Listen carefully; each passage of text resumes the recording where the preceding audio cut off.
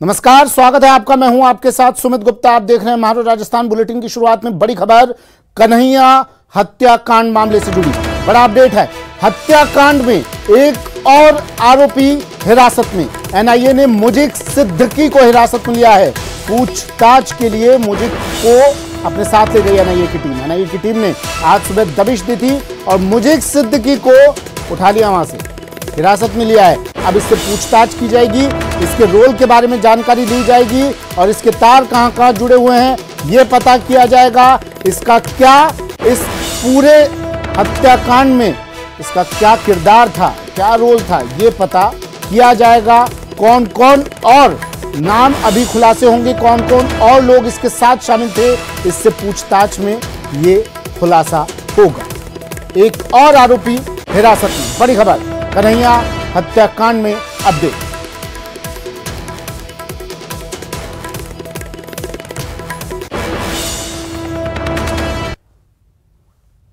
मुजिब सिद्दीकी नाम बताया जा रहा है इस व्यक्ति का जिसे हिरासत में लिया है एनआईए की टीम ने एक एक कर। अब मेरे सहयोगी कपिल शिमाली हमारे साथ उदयपुर से सीधा जुड़ गए हैं, जयपुर से सचिन हमारे साथ जुड़ गए हैं। कपिल, पहले आपके पास मैं आ रहा हूं। मुजिब सिद्दीकी 8वां आरोपी है जिसे हिरासत में लिया गया है।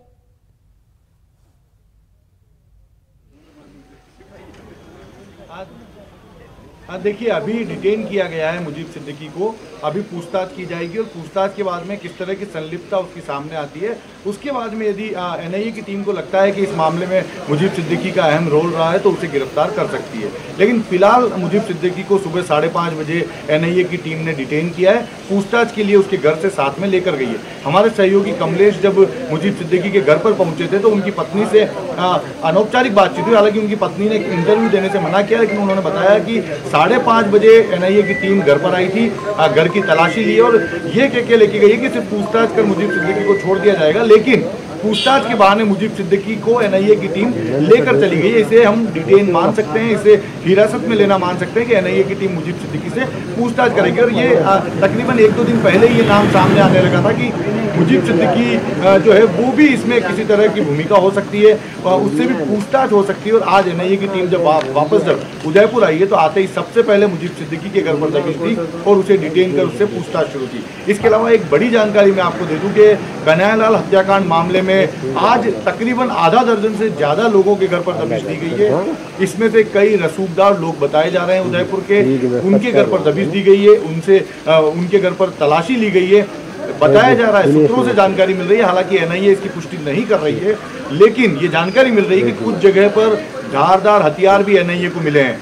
तो लगातार एनआईए की जो कार्रवाई है वो आगे बढ़ रही है। जिस तरह से कन्हैयालाल हत्याकांड को अंजाम दिया गया था, उसके बाद में 2 प्रमुख आरोपियों की गिरफ्तारी की गई और उसके बाद पूछताछ करते हुए जो षड्यंत्र करता थे उन्हें गिरफ्तार किया गया। उसके बाद बाबला को गिरफ्तार किया गया और अब और भी जो नाम सामने आ रहे हैं वहां पर दबिश दी जा रही है। बताया जा रहा है कि पूछताछ के दौरान ही मुजिब सिद्दीकी का नाम भी सामने आया था और उसी को लेकर एनआईए की टीम आज जब उदयपुर आई। सचिन, कपिल बता रहे हैं कुछ रसूखदार लोगों के यहाँ पर दबिश दी है और कपिल ये भी बता रहे हैं कि कई जगहों पर से हथियार भी मिले हैं, धारदार हथियार मिले हैं। क्या यह अंदाजा लगाया जाए कि कुछ बड़े नामों का खुलासा होने वाला है?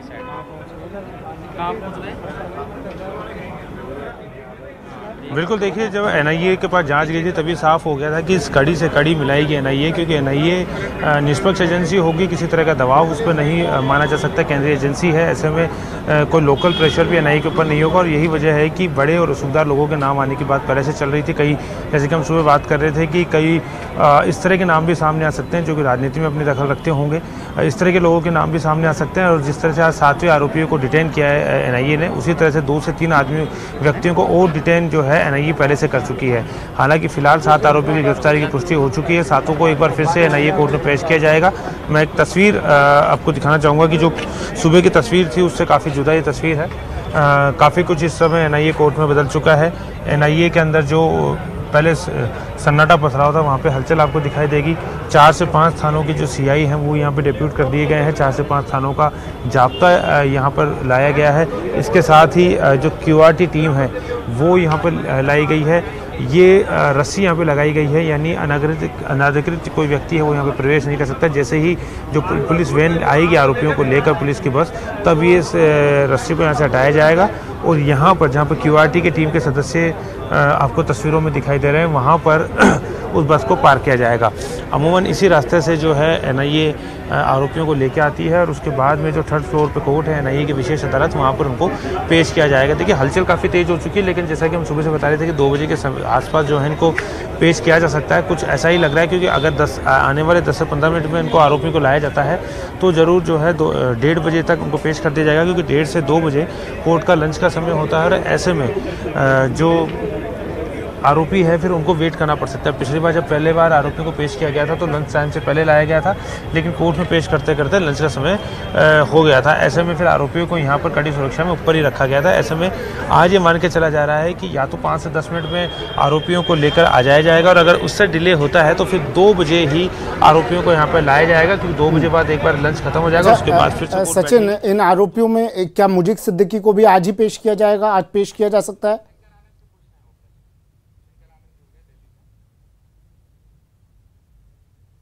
बात आ रही है कि जिसको डिटेन किया गया, जिसको हिरासत में लिया गया है, उसको आज पेश नहीं किया जाएगा, क्योंकि गिरफ्तारी दिखाना जरूरी है। अभी तक गिरफ्तारी NIA ने आधिकारिक रूप से पुष्टि नहीं की है, ना ही NIA की वेबसाइट पर, ना ही कोई प्रेस नोट जारी हुआ है, और ना ही NIA सोर्स से तस्दीक कर रहे हैं कि उसकी गिरफ्तारी दिखा दी गई है। डिटेन जरूर किया गया है, हिरासत में लिया गया है पूछताछ के लिए, लेकिन जब गिरफ्तारी शंकर मेरे साथ जुड़ गए हैं दिल्ली से। शंकर, एक और आरोपी की गिरफ्तारी हुई है, हिरासत में लिया गया है, माफ कीजिएगा, हिरासत में लिया गया है एक और आरोपी को, पूछताछ की जाएगी। इसका क्या रोल नजर आ रहा है, क्या कुछ अब तक सामने आ पाया शंकर?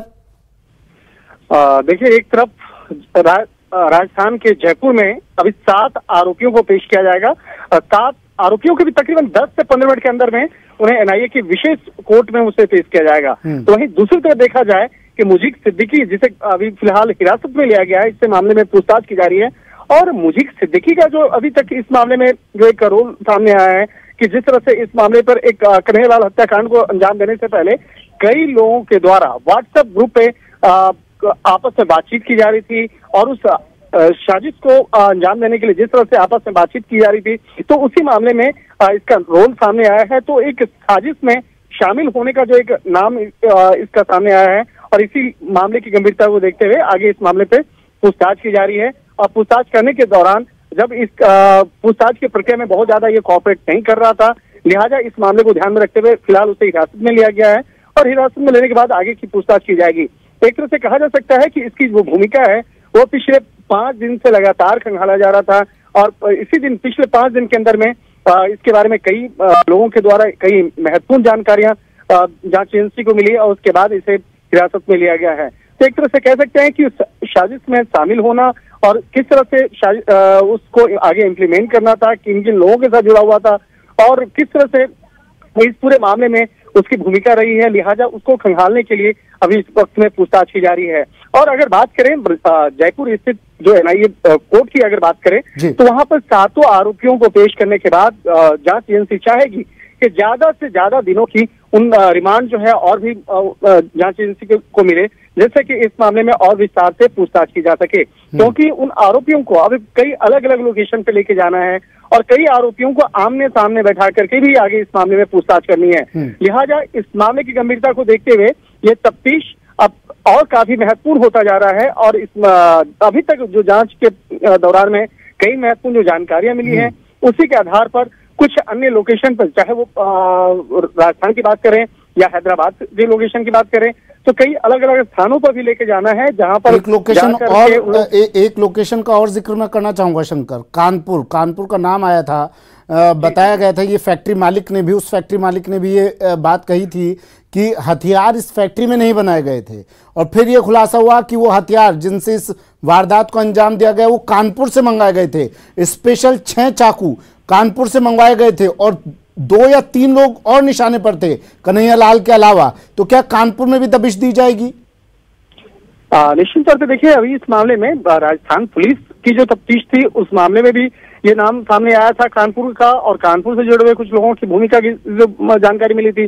और इसी मामले में जब एनआईए की इन्वेस्टिगेशन जब प्रारंभ हुई तो एनआईए की इन्वेस्टिगेशन में भी ये बात सामने आई, लिहाजा इन आरोपियों में से कुछ आरोपियों को कानपुर भी लेके जाएगी और खास तौर पर जहां से वो चाकू बनवाया गया था, जहां से वो चाकू लाया गया था, जो विशेष तरह के एक लंबा सा चाकू था, तो उसके बारे में पूछताछ की जाएगी, क्योंकि उन हथियारों को भी बरामद करना बाकी है और उसके साथ साथ उस चाकू को जिस तरह से मुहैया करवाया गया था और क्या कैसे इसको मुहैया कराया गया था वो भी जानना बेहद महत्वपूर्ण है। तो निश्चित तौर पर ये तफ्तीश का दायरा सिर्फ उदयपुर तक नहीं है, बल्कि अब तफ्तीश का दायरा कई जिलों में है, राजस्थान के कई जिलों में बढ़ता जा रहा है। इसके साथ ही उत्तर प्रदेश के कानपुर से जो कनेक्शन जुड़ा था उस कनेक्शन को भी काफी गंभीरता से खंगाला जा रहा है और एनआईए की टीम अब उन तमाम लोकेशन पे भी लेके जाएगी जहां जहां पे इसके कनेक्शन जुड़ते जा रहे हैं। तो इसी वजह से उसी बातों का हवाला देते हुए आज कोर्ट में आज दलील दी जाएगी और बताया जाएगा कि उन्हें आरोपियों का आगे रिमांड चाहिए और किन किन आरोपियों का रिमांड चाहिए ये भी कोर्ट को आज बताया जाएगा। तो उसके बाद ठीक है, मैं उदयपुर से कपिल हमारे साथ जुड़े हुए हैं। कपिल, आप अभी किस जगह पर मौजूद हैं? आप जो 8वें आरोपी को हिरासत में लिया गया मुजीब को, अगर आप उसके घर के बाहर में थोड़ा तस्वीर अगर आप दिखा सके, किस तरह कार्रवाई की ये बता सके, किस तरह इस मुजीब का नाम सामने आया ये आप बता सके कपिल।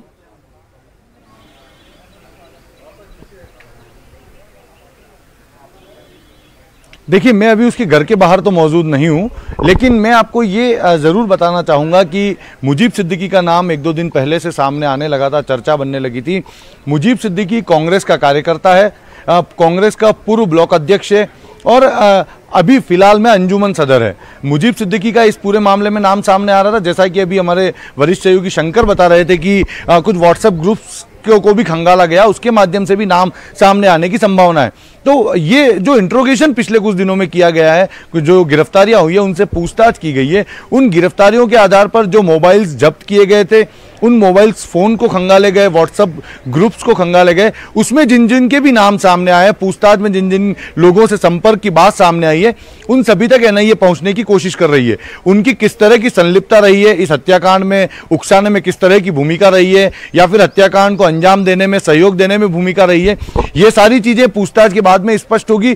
फिलहाल ये हिरासत में है, हिरासत में लिया गया है सिर्फ पूछताछ के लिए। यदि पूछताछ के दौरान आरोप की पुष्टि होती है, जो जिन जानकारियों को लेकर एनआईए उनके पास पहुंची है आरोपियों के घर तक, यदि इन सभी बातों की पुष्टि पूछताछ के दौरान हो जाती है, तभी गिरफ्तारी की जाएगी। तो तकरीबन आधा दर्जन ऐसे लोग बताए जा रहे हैं जिनके यहां एनआईए की टीम आज पहुंची है, उन्हें डिटेन किया गया और सभी से पूछताछ में टीम जुटी हुई है। जी ठीक है। सचिन, व्हाट्सएप ग्रुप में क्या ये साफ हो पाया, व्हाट्सएप ग्रुप में कितने सदस्य थे और अब क्या उसको आधार मानकर आगे जांच की जा रही होगी और उनमें से कुछ और नाम सामने आएंगे? पहला सवाल ये। दूसरा ये कि आज कोर्ट में क्या रहने वाला है, इनके लिए रिमांड और मांगी जाएगी?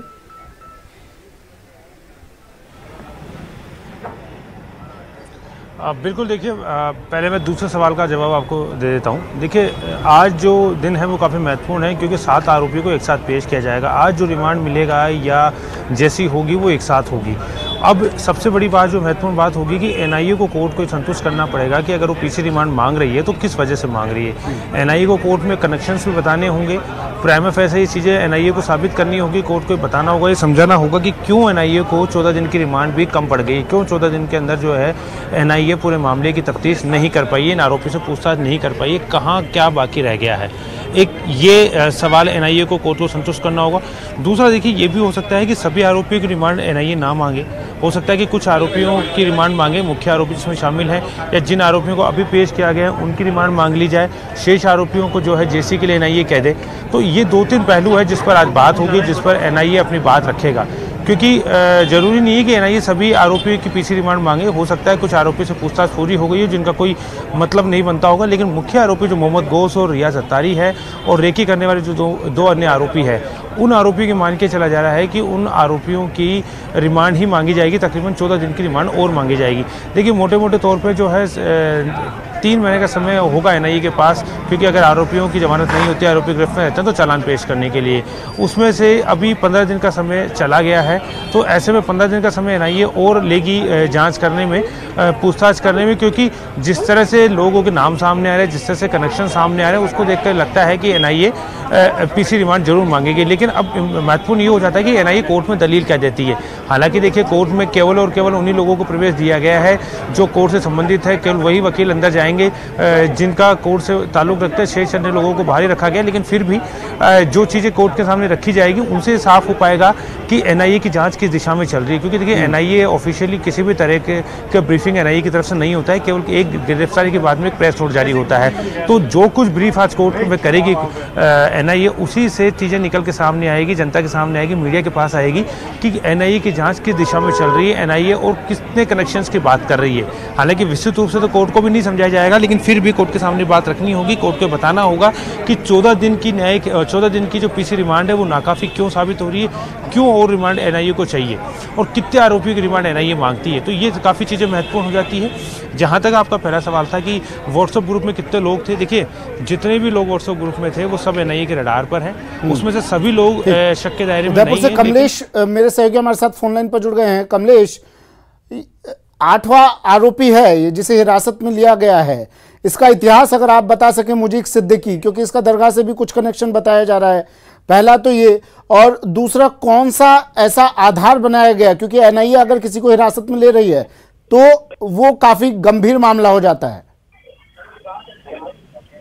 जी देखिए, बिल्कुल एनआईए की टीम आज इस मामले को लेकर फिर से उदयपुर सुबह पहुंची और करीब 5:30 बजे जो है कि अंजुमन के सदर है मुजीब सिद्दीकी उनके घर पहुंची, और सुबह 5:30 बजे जब टीम मौके पर पहुंची तो मुजीब सिद्दीकी और उनकी पत्नी नमाज पढ़ रहे थे। नमाज पढ़ने के दौरान टीम ने इंतजार किया, और इंतजार करने के बाद जब टीम ने घर में प्रवेश किया तो उसके बाद जो है कि लगातार टीम ने करीब 5 से 5.5 घंटे घर की तलाशी ली, और इस दौरान उन्होंने पूछताछ भी की। जी अच्छा, कमलेश, अगर आप बता सके घर की तलाशी के दौरान क्या कुछ अहम सबूत, कुछ सुराग टीम को मिले? जी, मैं आपको बताना चाहूंगा कि टीम ने जब 5.5 घंटे तलाशी ली, लेकिन इस तलाशी के दौरान किसी तरह से टीम को कोई संदिग्ध वस्तु या सामग्री नहीं मिली। ऐसे में टीम लगातार पूछताछ कर रही है, और अभी जो है कि टीम मुजीब सिद्दीकी को अपने साथ लेकर गई और पूछताछ कर रही है। मुजीब सिद्दीकी के परिवार से आपकी बात हुई है, उनके आसपास रहने वाले लोगों से बात हुई हो? कमलेश, आपकी क्या कोई संदिग्ध गतिविधि मुजीब सिद्दीकी की कभी देखी हो उन्होंने? जी, हमने बिल्कुल पूरा प्रयास किया है, लेकिन अभी तक इस तरह की कोई बात सामने नहीं आई है। लेकिन मुजीब सिद्दीकी जो है कि अंजुमन कमेटी के सदर है और कांग्रेस पार्टी में भी रहे, और उनकी पत्नी जो है कि पूर्व पार्षद भी इस वार्ड से रही है। जी, बात अब अजमेर दरगाह कमेटी की अपील की। देखिए, अब जो अजमेर पर्यटक जाते थे, ज़ायरीन जाते थे, उन लोगों ने अजमेर जाना कम कर दिया। अजमेर के आसपास जो दरगाह के आसपास की दुकानें थी वहाँ पर बिक्री कम हो गई। तो अब अजमेर दरगाह कमेटी ने अपील कर दी है, कहा है विवादों से बचो। ये अपील किया अजमेर दरगाह कमेटी की ओर से। विवादित बयानों के बाद अब दरगाह कमेटी एक्शन में है। दरगाह में 3 अलग अलग जगहों पर कमेटी ने अपील चस्पा की है। दरगाह परिसर में किसी भी तरह के बयान से बचने की अपील की है। नारे, फोटो, वीडियो बनाने से भी परहेज की अपील की है। निजाम गेट, बुलंद दरवाजा और शाहजहानी मस्जिद पर यह अपील चस्पा की गई है। अपील में कहा कि गरीब नवाज की शिक्षाओं के विपरीत हो या फिर गरीब नवाज की आस्था और गरिमा को ठेस पहुंचाता हो, ऐसे बयानों, वीडियो या तस्वीर से बचे। तो लगातार जब बयान सामने आ गए, लगातार जब वीडियो सामने आ गए, अभिजीत मेरे सहयोगी हमारे साथ फोनलाइन पर जुड़ गए अजमेर से। अभिजीत, एक के बाद एक 3-4 बयान, 3-4 वीडियो वायरल हो गए, सामने आ गए। उसके बाद अब अपील की जाती है। ये अपील आपको नहीं लगता, ठीक है, देर आए दुरुस्त है, लेकिन थोड़ा देरी हो गई? पहले की जाती तो शायद ये वीडियो ही ना आते। देखिए, बिल्कुल आपने सही कहा सुमित। लगातार सिलसिलेवार विवादित बयानों के आने के बाद दरगाह कमेटी एक्शन में आई है, और खास तौर से गौहर चिश्ती का जो विवादित नारा था, जो दरगाह के निजाम गेट की सीढ़ियों से दिया गया था, जो दरगाह परिसर के क्षेत्राधिकार में है, और दरगाह की एडमिनिस्ट्रेटिव बॉडी जो है वो दरगाह कमेटी है। तो दरगाह कमेटी ने गौहर चिश्ती को तो लीगल नोटिस थमाया, लेकिन साथ ही एक अपील जो है वो तमाम जो लोग हैं जो दरगाह में जियारत के लिए पहुंचते हैं, साथ ही साथ जो खादिम समुदाय है उनको भी की गई है। और तीन अलग अलग स्थानों पर जो दरगाह के प्रमुख स्थान हैं, 3 प्रवेश द्वार, जो मुख्य प्रवेश द्वार है निजाम गेट, वहां पर लगाई गई है। उसके बाद बुलंद दरवाजा है जहां से होते हुए आप आस्थाना शरीफ की ओर पहुंचते हैं, और शाहजहानी मस्जिद, इन 3 जगहों पर ये बड़े बड़े अक्षरों में जो कटआउट्स वहां पर लगाए गए हैं, जिसमें सभी से ये अपील की गई है दरगाह के नाजिम की ओर से, दरगाह कमेटी की ओर से, कि दरगाह में किसी भी तरह का विवादित बयान, विवादित नारा, विवादित फोटो या विवादित वीडियो का प्रचार, इस्तेमाल या उसको नहीं यूज किया जाए, जिससे जो ख्वाजा गरीब नवाज की जो शिक्षा है, खासतौर से आपसी प्रेम भाईचारे की जो गरीब नवाज की दरगाह से संदेश दुनिया भर में जाता है, उसको ठेस पहुंचे और न ही दरगाह की गरिमा को आघात पहुंचे। ऐसे तमाम बातों से परहेज करने की अपील तमाम लोगों से की गई है जो दरगाह में आते हैं। साथ ही दरगाह कमेटी ने यह भी हिदायत दी है कि अगर इसके बावजूद भी, इस अपील के बावजूद भी इस तरह का कोई भी वाकया सामने आता है तो उसके खिलाफ दरगाह कमेटी सख्त कानूनी कार्रवाई भी करेगी। शुक्रिया अभिजीत तमाम जानकारी के लिए। तो विवादित बयानों के बाद अब दरगाह कमेटी एक्शन में कह दिया है अब अगर कोई बयान, कोई वीडियो सामने आता है तो सख्त कानूनी कार्रवाई की जाएगी। 3-4 बयान सामने आए, वीडियो वायरल हुए, अब दरगाह कमेटी का ये अपील, दरगाह कमेटी की तरफ से ये अपील की गई है कि परिसर में किसी भी तरह के बयान से बचें। बढ़ते हैं अगली खबर की ओर। माउंट आबू में बीजेपी का महामंथन चल रहा है। बीजेपी के प्रशिक्षण शिविर का आज अंतिम दिन है और ये सीधी तस्वीरें देखिए सिरोही से, सीधी तस्वीरें आपको टीवी स्क्रीन पर दिखा रहे हैं। बीजेपी अध्यक्ष जेपी नड्डा मौजूद हैं। जेपी नड्डा पहुंचे, आज उनका स्वागत किया गया और अब जेपी नड्डा मौजूद हैं। ये तस्वीरें सीधी आपको समापन सत्र को संबोधित करेंगे जेपी नड्डा। 2023 के चुनाव में जीत का मंत्र देंगे जब जेपी नड्डा पहुंचे। दूसरी तस्वीर देखिए किस तरह से उनका स्वागत किया गया। बड़ी संख्या में बीजेपी कार्यकर्ता, बीजेपी नेता जेपी नड्डा, बीजेपी के राष्ट्रीय अध्यक्ष का स्वागत करने के लिए पहुंचे और अब समापन सत्र को संबोधित करेंगे बीजेपी के राष्ट्रीय अध्यक्ष जेपी नड्डा। ये सीधी तस्वीरें अब सतीश पूना, बीजेपी के प्रदेश अध्यक्ष, साफा पहनाकर जेपी नड्डा की अगवानी करते हुए उनका स्वागत करते हुए सिरोही से ये सीधी तस्वीरें। बीजेपी का प्रशिक्षण शिविर, बीजेपी का की कार्यशाला कह लीजिए, बीजेपी का ट्रेनिंग कैंप कह लीजिए, बीजेपी सिरोही में ये मंथन कर रही है। 2023 को किस तरह से फतह किया जाए उसको लेकर मंथन हो रहा है यहाँ पर। साथ ही किसी तरह का बीजेपी नेताओं में मनमुटाव ना हो, किसी तरह के मतभेद ना हो, एकजुट होकर पार्टी आगे चले, इसको लेकर जेपी नड्डा आज गुरु मंत्र देंगे इन तमाम कार्यकर्ताओं को। और यहाँ बड़ी संख्या में बीजेपी नेता इस प्रशिक्षण शिविर में पिछले 3 दिनों से मौजूद हैं। आज प्रशिक्षण शिविर का अंतिम दिन है और आज जेपी नड्डा पहुंचे हैं। ये सीधी तस्वीरें टीवी स्क्रीन पर।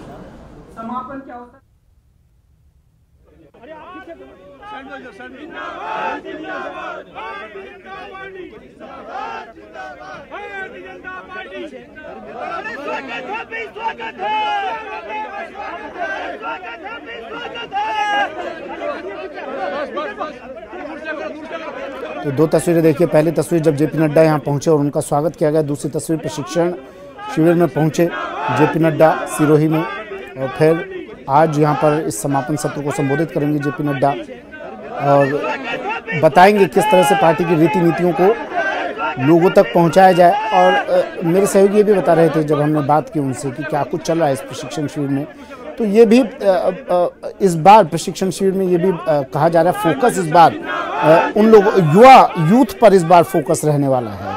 यूथ को आगे बढ़ाए जाने की भी बात होगी, नए चेहरों को आगे लाए जाने की बात होगी।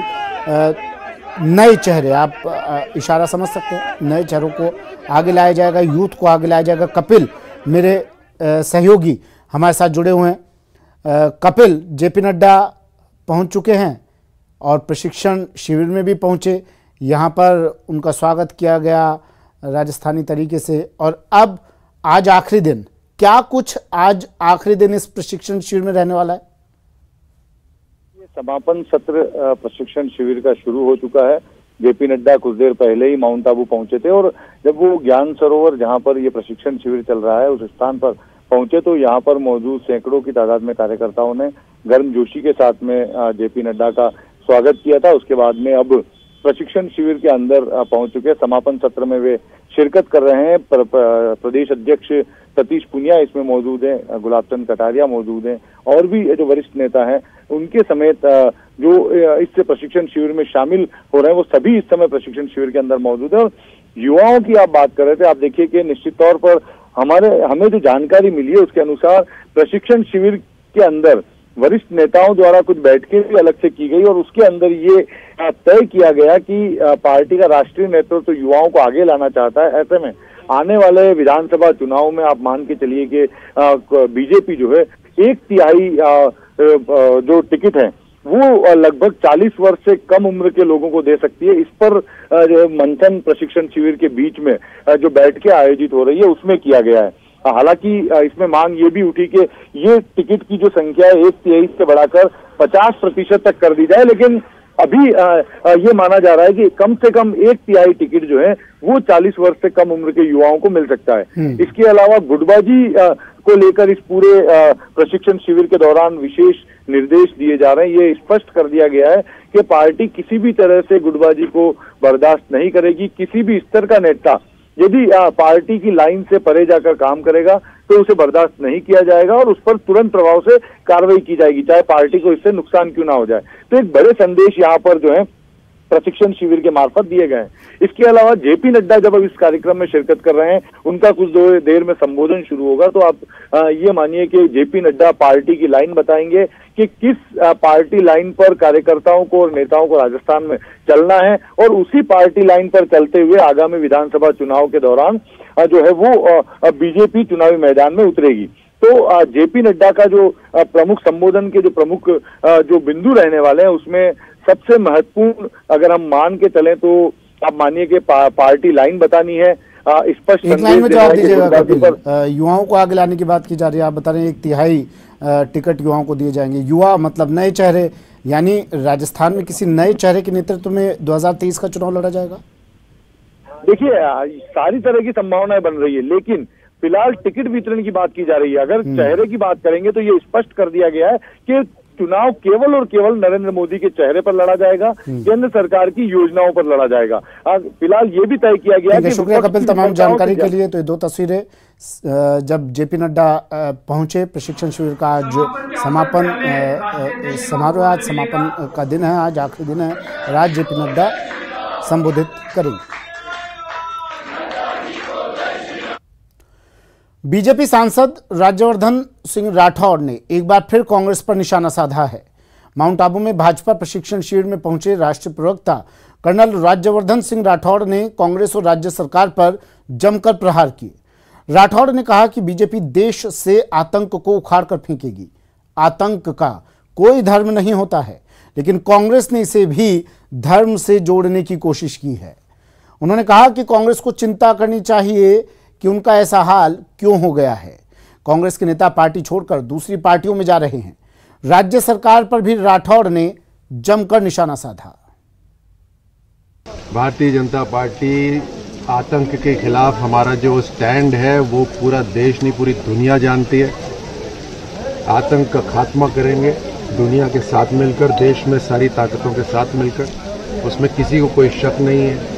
हम शुरू से कहते आ रहे थे कि आतंकी की कोई धर्म नहीं होता, लेकिन ये कांग्रेस पार्टी है जिसने बोला हिंदू आतंक, जबकि कोई हिंदू आतंक नाम की कोई चीज़ नहीं। तो आप समझ सकते हैं कि इनके विचार किस तरह के हैं। देश के अंदर वोट बैंक की राजनीति के लिए क्या क्या करने को तैयार हैं।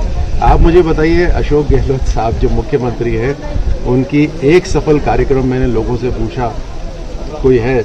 कोई एक भी कार्यक्रम नहीं है उनका सफल, बस कुर्सी संभाली हुई है उन्होंने, ये जरूर है। और आरोप लगाने के अलावा कुछ करते हैं क्या? 2014 से पहले एक कार्टून देखा था मैंने 2014 के चुनाव में कि गहलोत साहब से किसी ने पूछा कि क्या करते हैं, बोलते हैं बस आरोप लगाता हूँ, सुबह उठते ही आरोप लगाता हूँ, दोपहर को आरोप लगाता हूँ, शाम को आरोप लगाता हूँ। ऐसे एक वीडियो देखा था। अभी भी यही हो रहा है, गहलोत साहब यही कर रहे हैं। भाजपा प्रशिक्षण शिविर कर रही है, कांग्रेस चिंतन शिविर की तैयारी कर रही है। कांग्रेस चिंता शिविर होना चाहिए उनका, और होना भी चाहिए। इतनी बड़ी पार्टी आज का उनका खात्मा होता जा रहा है हर जगह से। उनको सोचना चाहिए क्या अंदर क्या गड़बड़ हो रही है उनकी नेतृत्व, चाहे वो राजस्थान के अंदर हो, अंदरूनी लड़ाइयाँ चल रही है, रस्साकशी चल रही है, चाहे केंद्र की बात हो, मतलब उनका जो दिल्ली हेडक्वार्टर है उसकी बात हो, पंजाब को बर्बाद करके रख दिया। मतलब कहाँ छोड़ा है उन्होंने? उनके जो लीडर है वो छोड़ के दूसरी पार्टियों में जा रहे हैं, तो चिंता तो करनी चाहिए कांग्रेस को।